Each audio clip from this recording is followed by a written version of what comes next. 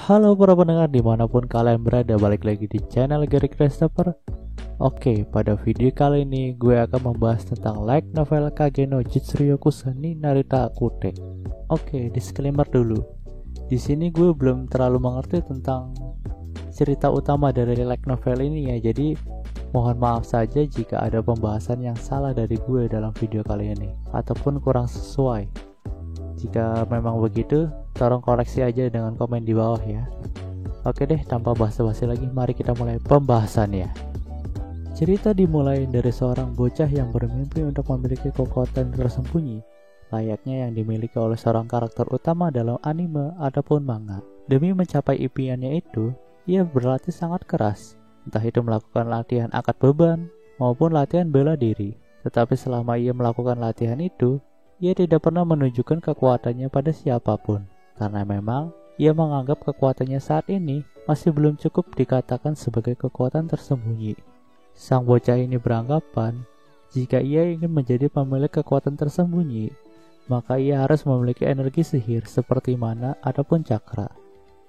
Jadi, ia memutuskan untuk berlatih lebih keras lagi, dengan cara menyatu dengan alam, untuk mendapatkan energi sihir.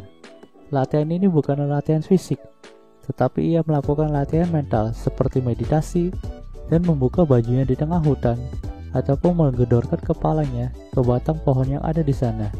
Dan karena latihan gilanya itu, ia mengalami geger otak di kepalanya dan menjadi berhalusinasi. Dalam halusinasinya itu, ia menganggap sebuah lampu truk yang sedang berjalan ke arahnya sebagai energi sihir. Dan layaknya cerita anime-anime isekai lainnya, sang MC kita pun ditabrak truk dan berinkarnasi ke isekai. Saat ia sadar, ternyata di sekelilingnya telah banyak energi sihir yang berterbaran. Namun ada satu hal yang aneh, karena sang MC kita tidak bisa menggerakkan tubuhnya dengan leluasa. Dan ternyata indera dari sang MC kita mulai kabur. Setelah beberapa saat, MC kita pun menyadari bahwa saat ini dirinya masih bayi. Walaupun begitu, ia masih memiliki kesadaran atau ingatan masa lalunya sebelum berinkarnasi. Ternyata sang MC kita berinkarnasi ke dunia pada abad pertengahan Eropa, dan secara kebetulan ia dilahirkan kembali sebagai anak dari seorang bangsawan.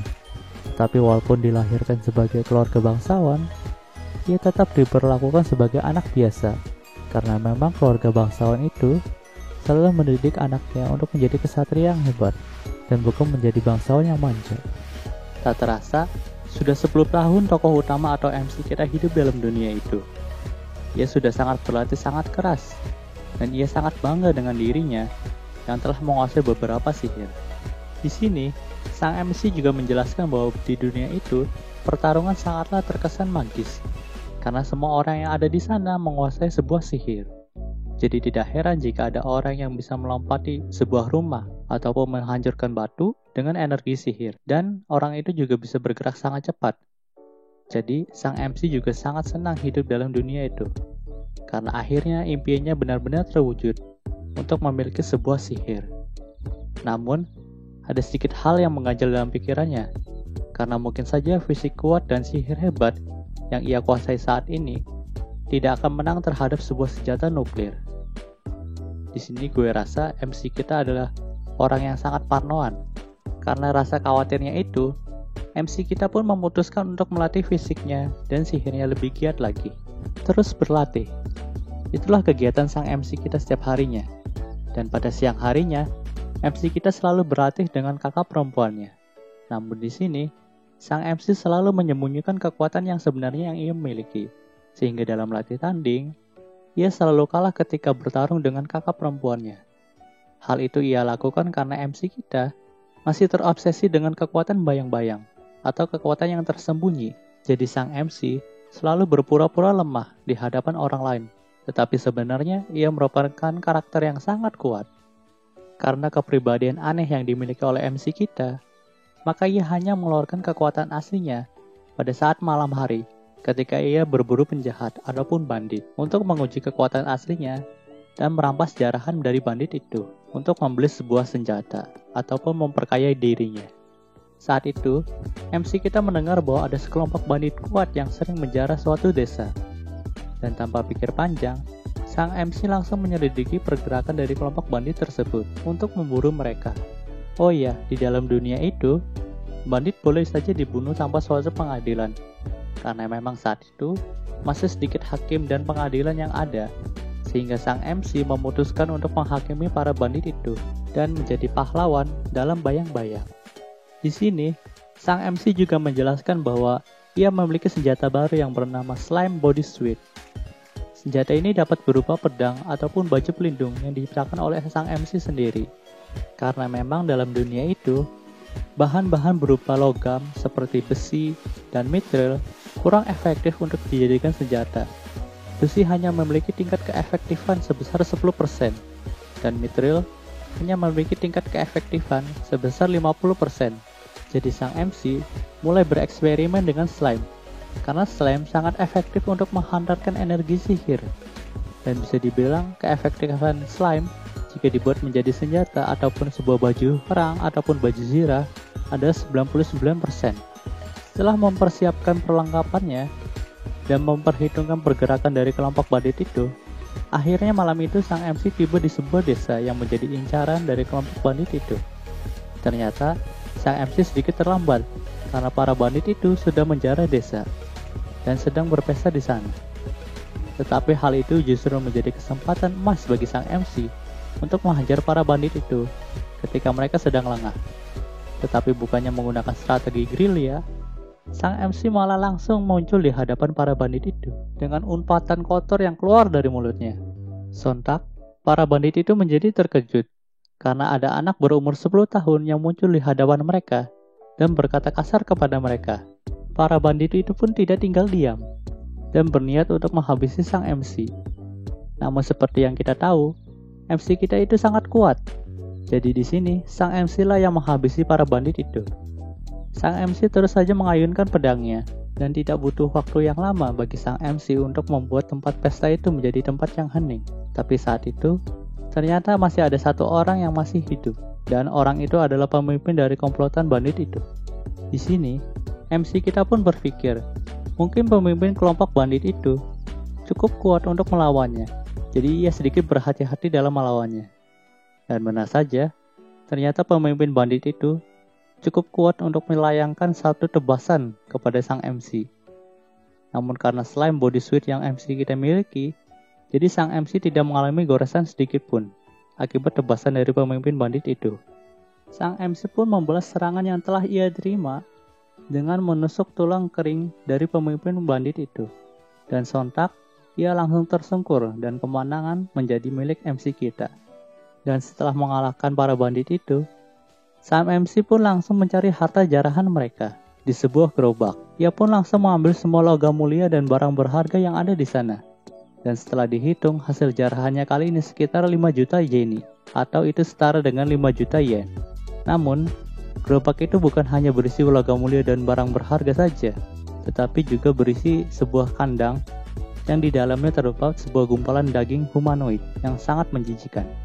Di sini, sang MC pun sedikit menjelaskan bahwa gumpalan daging humanoid itu merupakan barang sihir yang sangat berharga. Namun menurut gereja setempat, mereka menyebut gumpalan daging ini dengan sebutan iblis, dan gumpalan daging ini harus segera disucikan agar tidak membawa petaka.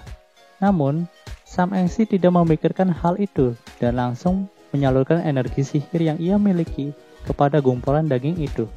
Hal itu dilakukannya karena ia percaya ia dapat membuat seorang humanoid yang kuat jika ia bereksperimen dengan gumpalan daging itu. Dan tak terasa, sudah sebulan sang MC melakukan eksperimen terhadap gumpalan daging itu, dan ia pun sangat menikmati eksperimen tersebut. Namun suatu hari, ia tersadar bahwa gumpalan daging yang menjadi bahan eksperimennya itu telah berubah menjadi seorang elf pirang yang sangat cantik. Di sini, MC kita menjadi sangat terkejut dengan hal itu. Dan tanpa pikir panjang, ia mengatakan bahwa elf itu boleh pergi sekarang, karena tujuan MC kita untuk menciptakan seorang humanoid dapat tercapai. Namun, elf itu menolaknya dan berkata bahwa ia harus membalas budi kepada MC kita. Saat itu, MC kita mulai berpikir bahwa sepertinya elf ini dapat menjadi anak buah pertamanya untuk membuat sebuah kelompok membasmi kejahatan. Setelah berpikiran yang sangat panjang, akhirnya elf itu pun dinamainya sebagai Alpha oleh MC kita. Dan Alpha pun diberi tugas untuk mendampingi sang MC dalam misi untuk melawan iblis Diabolos dalam bayang-bayang. Tentu saja Alpha menjadi bingung karena ia tidak tahu sama sekali tentang iblis Diabolos itu. Dan bukankah Diabolos itu hanyalah sebuah dongeng? Namun di sini MC kita mengarang sebuah cerita bohong bahwa dahulu kala iblis Diabolos itu benar-benar ada. Dan ia dikalahkan oleh 3 pahlawan, yaitu 1 elf, 1 beast demon, dan 1 manusia. Di sini MC kita membohongi Alpha dengan mengatakan bahwa dia adalah keturunan dari salah satu pahlawan tersebut. Dan MC kita juga menjelaskan bahwa akan ada sebuah ordo atau sebuah kelompok yang akan membangkitkan kembali iblis Diabolos. Jadi mereka harus menghentikannya sebagai tanggung jawab dari seorang keturunan pahlawan. Mendengar hal itu, Alpha pun menjadi mengerti akan tanggung jawabnya sekarang, yaitu menghentikan kebangkitan dari iblis Diabolos.